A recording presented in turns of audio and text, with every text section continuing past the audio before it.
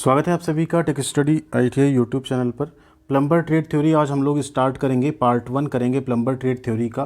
तो अगर आप भी ITI के CBT एग्जामिनेशंस की तैयारी कर रहे हैं या प्लम्बर ट्रेड से रिलेटेड आप कोई भी और तैयारी कर रहे हैं CITS का या कॉम्पिटिटिव एग्जाम का, तो ये क्लासेज आप सभी के लिए इंपॉर्टेंट होंगी। स्पेशली ये निमी एंड भारत स्किल के क्वेश्चंस हैं, तो CBT एग्जाम में तो सभी क्वेश्चंस इन्हीं में से पूछे जाने हैं, तो आप लोग यहाँ से अच्छी तैयारी कर सकते हैं। अब रेगुलर बेसिस पे आपको पार्ट वाइज क्लासेस मिलती रहेंगी प्लम्बर ट्रेड थ्योरी की, जिससे आपके एग्जामिनेशन से पहले पूरी ट्रेड थ्योरी यहाँ पे कंप्लीट हो सके। चैनल पर नए हैं तो आपसे एक रिक्वेस्ट होगी, चैनल को सब्सक्राइब करके इस तरह से बेल आइकन को दबा लीजिएगा, जिससे आपको आने वाली सारी अपडेट व इन्फॉर्मेशन के साथ साथ पढ़ाई की वीडियोज़ भी हमेशा मिलती रहें। एंड ऐसी सभी अपडेट व PDF के लिए आप हमारे साथ टेलीग्राम पे भी जुड़ सकते हैं, टेक स्टडी ITI सर्च करके, या डिस्क्रिप्शन में हमने सभी तरह के लिंक दे दिए, वहाँ से भी आप जुड़ सकते हैं। साथ में डिस्क्रिप्शन में आपको प्लेलिस्ट मिल जाएगी एम्प्लॉयबिलिटी स्किल की, वर्कशॉप कैलकुलेशन एंड साइंस की, साथ ही साथ इंजीनियरिंग ड्राइंग की, उनकी भी आप स्टडी वहाँ से कर सकते हैं। नई वाली एम्प्लॉयबिलिटी स्किल की क्लासेस कंटिन्यू चैनल पे चल रही हैं। बिना किसी देरी के स्टार्ट करते हैं क्वेश्चंस। वीडियो के लास्ट में जैसा हम सभी में रखते हैं, एक बोनस क्वेश्चन होगा आप सभी के लिए, जिसका आंसर आपको कमेंट बॉक्स में करना होगा। जिनका भी आंसर सही होगा उस पर हम लाइक और रिप्लाई भी जरूर करेंगे।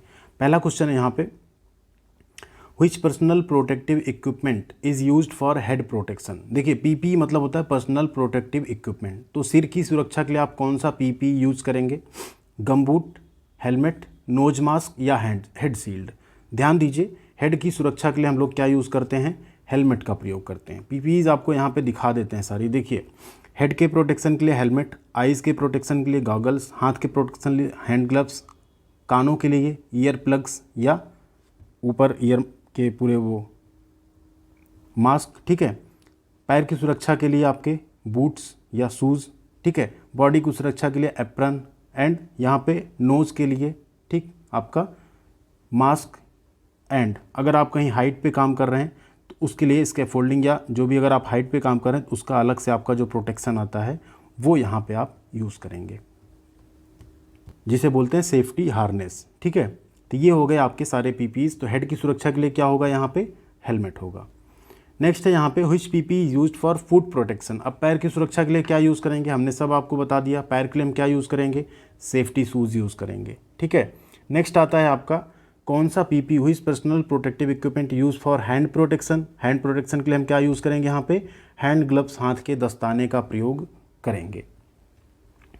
फोर्थ क्वेश्चन यहाँ पे, how to stop bleeding of injured person. एक घायल व्यक्ति के रक्तस्राव को कैसे रोकेंगे?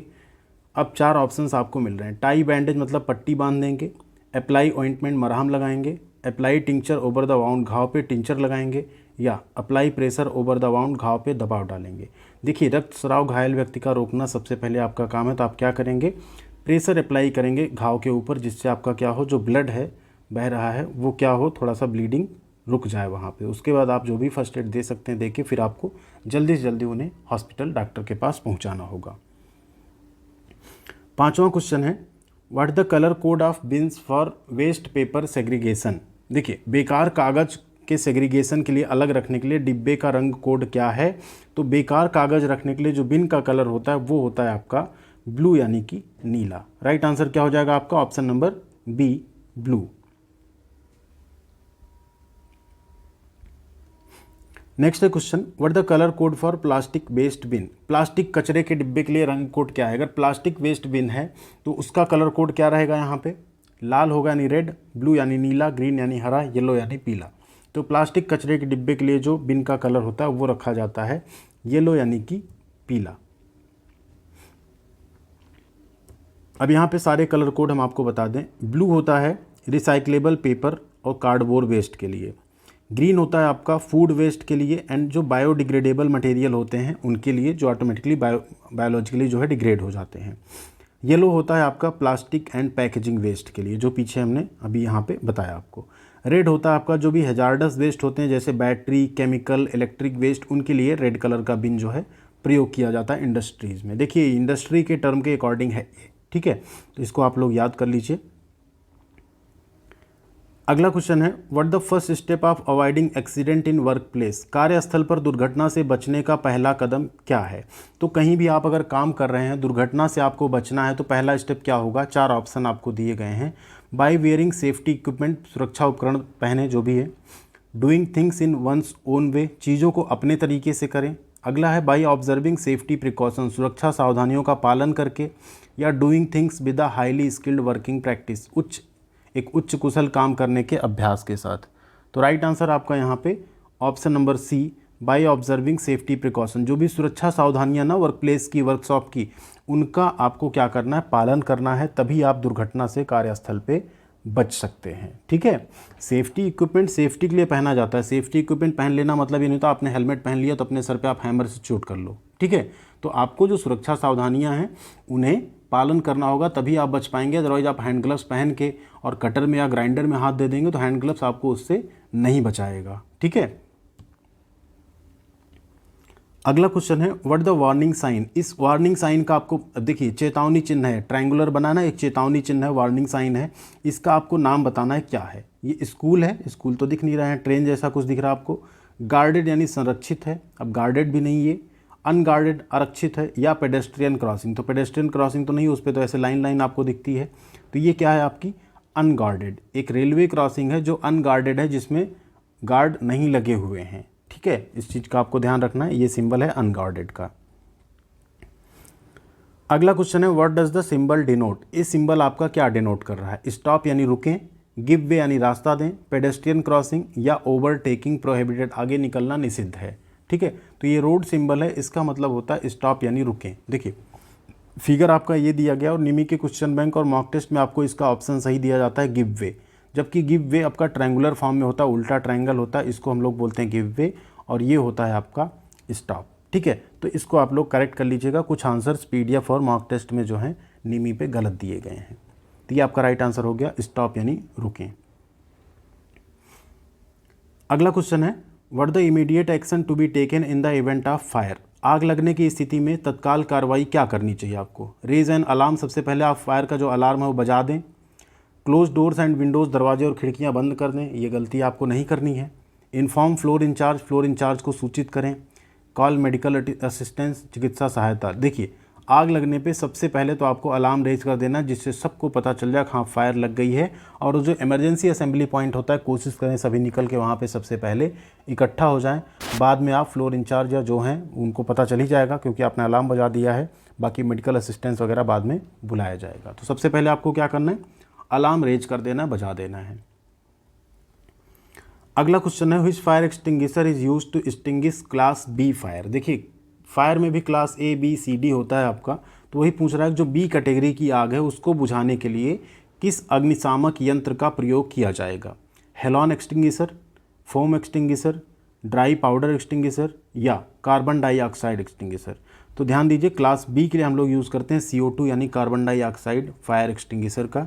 अब यहाँ कुछ एक कैटेगरी दी गई, देखिए क्या होता है कई बार जो कैटेगरी होती है ना उसमें कई एक्सटिंग्विशर आपको सही मिलेंगे, बट जो मोस्ट सुटेबल होता है ना वो यहाँ पे दिया गया। जैसे आप देखेंगे क्लास बी के कैटेगरी में फोम भी चल रहा है, ABC पाउडर भी चल रहा है, साथ में कार्बन डाइऑक्साइड भी, बट कार्बन डाइऑक्साइड यहाँ पे मोस्ट सुटेबल है, इसलिए इसको यहाँ पे सही माना गया है। ठीक है, अगला क्वेश्चन है 12 number which fire extinguisher used for flammable and running liquid fire. देखिए फ्लेमेबल और रनिंग मतलब फ्लेमेबल मतलब ज्वलनशील है, लिक्विड है, और रनिंग लिक्विड है मतलब बह रहा है, फ्लो कर रहा है, तो उस केस में हम कौन सा फायर एक्सटिंग्विशर यूज़ करेंगे।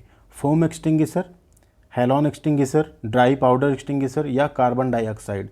तो ऐसे केस में हम लोग फोम टाइप फायर एक्सटिंग्विशर का प्रयोग करेंगे जहाँ पे flammable and running liquid fire होगी उस केस में। क्वेश्चन नंबर 12 का ए है, यहाँ पे थोड़ा सा इस तरह चेंज किया गया criteria. What the period referred as golden hours. किस अवधि को स्वर्णिम घंटे के रूप में संदर्भित किया जाता है। देखिए स्वर्णिम घंटा एक्चुअल में ये एक्सीडेंट के टर्म में बात हो रही है कि अगर कोई इंसिडेंट या एक्सीडेंट वर्कशॉप में होता है, किसी को चोट लगती है, किसी भी एक्सीडेंट, रोड एक्सीडेंट में भी, तो स्वर्णिम घंटे क्या होते हैं, मतलब उसे कितने टाइम तक जो है अगर हॉस्पिटल पहुंचा के ट्रीट कर दिया जाए तो उसकी जान जो है बच सकती है। तो वो होते हैं आपके पहले 30 मिनट इंसिडेंट होने के बाद। ठीक है, तो हमेशा जैसे किसी को कोई इस तरह का चोट लगे या दुर्घटना हो तो कोशिश करना चाहिए जल्दी से जल्दी उनको मेडिकल असिस्टेंस प्रोवाइड करवाया जाए, तभी उनकी जान को बचाया जा सकता है या खतरे से बाहर लाया जा सकता है। तो वो क्या होता है, पहला 30 minute.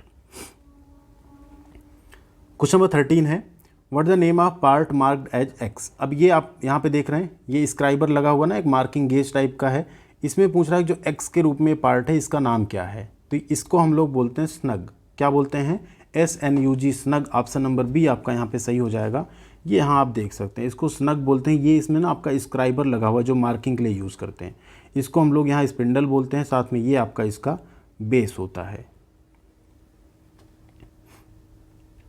Next question, what the name of part marked as X in hand vice. ये क्या है? आपकी एक हैंड वाइस है, ठीक है। हैंड वाइस मतलब आप इसे हाथ से टाइट कर सकते हैं, इसमें कोई जॉब पकड़ सकते हैं छोटा सा, प्लस उस पर कोई ना कोई आप काम भी, कोई ऑपरेशन भी कर सकते हैं फर्मली पकड़ के।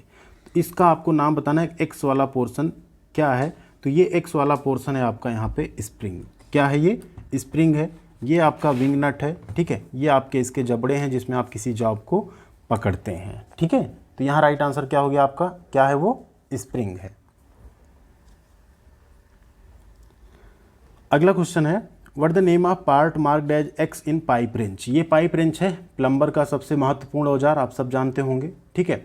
तो पाइप रेंच में ये वाले पोर्शन का आपको नाम बताना है क्या है। तो ये क्या होता है आपका? इसको हम लोग बोलते हैं एडजस्टिंग नट। इसे आप रोटेट करते हैं तो ये क्या होता है? ये मूवेबल जॉ जो है इसका, ये आगे पीछे होता है। इसमें ये स्लॉट्स कटे हुए ना, इसके थ्रू क्या होता है? आगे या पीछे होता है। इसी से हम इसकी ओपनिंग को कम या ज़्यादा कर सकते हैं, ठीक है। तो इसको हम लोग बोलते हैं एडजस्टिंग नट, ठीक। एंड ये आपका क्या है यहाँ पे? इसको हम लोग बोलते हैं हैंडल। यहाँ पे एक पिवट पॉइंट भी होता है जिसपे आपका पिवटेड रहता है, साथ में एक स्प्रिंग होती है अंदर में, ठीक। ये सारी चीज़ें इसमें आपको देखने को मिलती हैं।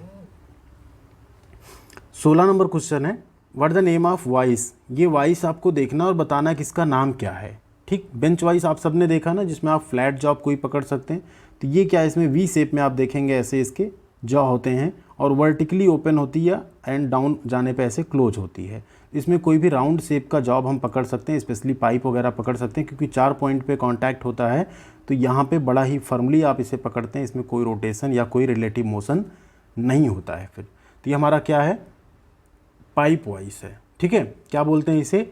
Pipe vice. राइट आंसर हो गया आपका option number B, pipe vice. Hand vice अभी आपने पीछे देखा ही। बेंच वाइस आप सबने देखा होगा, जो बेंच के ऊपर बनी होती है, जिसके जबड़े जो होते हैं फ्लैट होते हैं एंड ऐसे पोर्शन में ऑपरेट होती है। अगला क्वेश्चन है, what the material for body of bench vice. Bench vice की बॉडी बनाने के लिए किस मटेरियल का प्रयोग किया जाता है? हाई स्पीड स्टील का, हाई कार्बन स्टील का, मीडियम कार्बन स्टील का या कास्ट आयरन का? तो राइट आंसर है आपका यहाँ पे कास्ट आयरन का। जो बेंच वाइस की बॉडी होती है उसे बनाने के लिए कास्ट आयरन यानी ढलवा लोहे का प्रयोग किया जाता है। याद कर लीजिएगा, मोस्ट इंपॉर्टेंट क्वेश्चन है ये। वीडियो को लाइक कभी भी नहीं किया तो प्लीज़ लाइक वाला बटन प्रेस कीजिएगा, नहीं तो वीडियो सब तक नहीं पहुंच पाएगी। नेक्स्ट है 18 number question, which vice has movable jaw that works vertically. किस वाइस में मूवेबल जॉ है जो लंबवत काम करता है? अब अभी देखा, पीछे हमने बताया था ना आपको, बेंच वाइस में देखिए लंबवत खुलती है ना, ऊपर गया ओपन हुआ, नीचे आई तो क्लोज हो गई। इस टाइप का आपका जबड़े वी शेप में रहते हैं। तो मूवेबल जॉ कहाँ जा रहा है? ऊपर जा रहा है तो ओपन हो रहा है, नीचे आ रहा है तो क्लोज हो रहा है। तो किस में होता है आपका? पाइप वाइस में। राइट आंसर क्या हो जाएगा आपका यहाँ पे? Pipe vice. अगला क्वेश्चन है, what is the accuracy of steel rule. Steel rule की सटीकता यानी एक्यूरेसी क्या होती है? किसी भी चीज़ की एक्यूरेसी, या इसी को हम लोग कहते हैं अल्पतमांक, जिससे हम कोई मिनिमम चीज़ नाप सकें, मिनिमम डिस्टेंस नाप सकें एक्यूरेटली बिना किसी एरर के, ठीक है। तो उसे हम उसकी एक्यूरेसी या अल्पतमांक या लीस्ट काउंट कहते हैं। तो स्टील रूल के केस में होता है आपका 0.5 mm। कितना होता है? 0.5 mm। क्वेश्चन नंबर 20 है, what the material of scriber. जो स्क्राइबर है, स्क्राइबर एक कैसा औजार है? मार्किंग टूल है, ठीक है। मार्किंग करते हैं ना उससे, खुरचनी जिसे बोलते हैं। तो ये कह रहा है इसका मटेरियल क्या होता है, किस मटेरियल का बना होता है? स्प्रिंग स्टील का, हाई कार्बन स्टील का, लो कार्बन स्टील का या हाई ग्रेड कास्ट स्टील का? तो ध्यान दीजिए, जो स्क्राइबर होता है उसको हम बनाते हैं हाई कार्बन स्टील से। किससे बनाते हैं? हाई कार्बन स्टील से। अगर उसमें कार्बन जैसी हार्डनेस फिर नहीं रहेगी तो किसी चीज़ को खुरच नहीं पाएगा, फिर उससे मार्किंग नहीं हो पाएगी, ठीक है। इसलिए उसको किससे बनाते हैं? हाई कार्बन स्टील से। क्वेश्चन नंबर 21 है, what the name of part marked as X. ये आपका क्या है? गुनिया या ट्राई स्क्वायर है, ठीक है। ये कहीं स्क्वायरनेस या 90 डिग्री पे जो जांच करनी होती है उसके लिए आप लोग यूज़ करते हैं, ठीक है। राइट एंगल की जांच करते हैं इससे। तो इसमें एक्स वाला पार्ट क्या है? ब्लेड है, स्ट्रेट एज है, स्टॉक है, फ्लैट सरफेस है। तो ध्यान दीजिए, ये क्या है आपका? इसको हम लोग बोलते हैं स्टॉक। ये होता है आपका ब्लेड, ठीक है। ये क्या है आपका? स्टॉक, और ये होता है आपका ब्लेड। इस नाम क्या है इसका, गुनिया या ट्राई स्क्वायर। क्वेश्चन नंबर 22 है, what is marked as X of saw blade. ये हेक्सा ब्लेड है या सा ब्लेड है, आरी का ब्लेड है, ठीक है। तो ये इसके क्या होते हैं, दांते होते हैं। ये एक्स के रूप में जो मार्क है इसे क्या कहते हैं, इसे हम लोग कहते हैं टीथ की पिच, ठीक है, टीथ पिच कहते हैं। यहाँ खाली पिच लिखा हुआ है, एक्चुअल में इसको हेक्सा टीथ पिच या टूथ पिच भी कहते हैं, ठीक है। जैसे थ्रेड में पिच होता है ना, जैसे ये थ्रेड होता है आपका इस तरह का, ऐसे थ्रेड रहता है यहाँ से, ठीक है, यहाँ तक की दूरी क्या कहलाती है, पिच कहलाती है ना, थ्रेड की पिच कहलाती है, या गड्ढे से गड्ढे तक की दूरी थ्रेड की पिच कहलाती है, वैसे ये हेक्सा की पिच कहलाती है, ठीक है। राइट आंसर क्या हो गया, पिच। अगला क्वेश्चन है, what the name of part marked as X. X के रूप में चिन्हित भाग का आपको नाम बताना है। ये क्या है, सबसे पहले ये है आपका हैमर। कैसा हैमर है, बाल पिन हैमर है। कैसा हैमर है, इसका पिन का साइज कैसा दिया है, किस शेप में है, बाल के शेप में। तो ये क्या हो गया आपका, बाल पिन हैमर हो गया। ये पोर्शन को हम लोग बोलते हैं चीक, ठीक है, क्या बोलते हैं, चीक बोलते हैं, ठीक। ये आपका फेस है, ये आपका पिन है, ये आपका आई है, ठीक है, ये आपका हैंडल है। ये मेजर पार्ट्स हैं, इनको आप लोग ज़रूर याद कर लीजिएगा।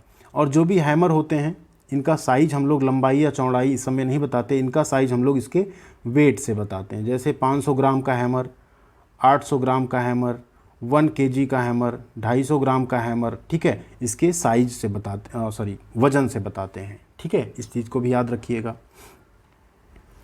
क्वेश्चन नंबर 24 है, which is use to remove the pinning of the file. फाइलों को के पिनिंग को हटाने के लिए किसका उपयोग किया जाता है। जो फाइल है, यहाँ रेती की बात हो रही है, रेती में छोटे छोटे दांते कटे होते हैं ना, आप सबने देखा होगा। अगर यहाँ बात करें, सिंगल कट फाइल में इस तरह से दांते बने होते हैं और डबल कट फाइल में इस तरह से दांते आपके बने होते हैं। तो जब कोई ये सॉफ्ट मटेरियल आप फाइल करते हैं, कई बार इनके इन दांतों के बीच में क्या होता है, वो मेटल पार्टिकल्स जो होते हैं वो फंस जाते हैं, ठीक है। फिर ये फाइल सही से काम नहीं करती, इसी को हम लोग बोलते हैं पिनिंग। तो पिनिंग को हटाने के लिए क्या यूज़ करते हैं, फाइल कार्ड यूज़ करते हैं। वो ब्रश जैसा होता है, वायर ब्रश जैसा होता है ना, उसी तरह का होता है, जो फाइल के जो दांते पिन हो गए हैं, पिनिंग हो गई, उसको हटा देता है। कुछ इस तरह से दिखता है, ठीक है। ये आपके मोर ब्रशेस हैं, ये लेस यानी कम कम है, ठीक है, ज़्यादा दूर दूर पे हैं, ये ज़्यादा पास पास हैं। फाइल के ग्रेड के अकॉर्डिंग इनका प्रयोग किया जाता है। अगला क्वेश्चन है 25 number, which marking media gives very clear lines but take more time for drawing. कौन सा अंकन मीडिया बहुत स्पष्ट लाइनें देता है लेकिन सूखने में अधिक समय लेता है। तो देखिए, मार्किंग, जैसे कोई भी आप जब बनाते हैं, सबसे पहले मेज़रमेंट होता है, फिर मार्किंग होती है, ठीक है। उसके बाद बाकी ऑपरेशन, कटिंग, चीजलिंग, हेक्साइंग, ड्रिलिंग, जो भी वो सारे ऑपरेशन होते हैं।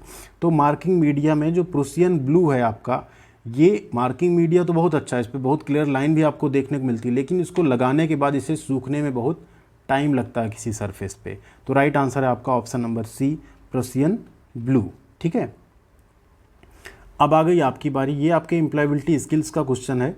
The expansion of GDP is, GDP का विस्तार है, इसका आंसर आप लोग करना है। एज अ बोनस क्वेश्चन हमने आप सभी के लिए रखा है।